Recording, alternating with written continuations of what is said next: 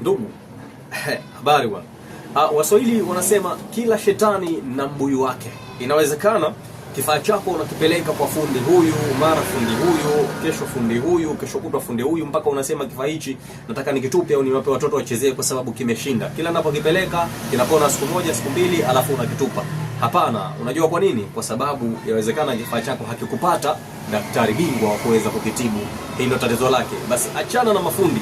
Hebu watafute madaktari wanaohusika na vifaa vinavyotumia umeme. Al-Bashiri Group ndio solution ya tatizo lako. Watafute bwana. Hawa wanapatikana Nyarugusu, mkabala kabisa pale na nyumba ya kamishna. Ukiulizia tu kwa kamishna, basi utaambia kwa kamishna ni sehemu fulani. Ukifika hapo kwa kamishna, upande wa pili, duka la kwanza kabisa lenye geti rangi nyekundu, hapa ndipo wanapopatikana Al-Bashiri Group. Watafute waweze kukagua kifaa chako na waweze kurekebishia changamoto inayokusumbua.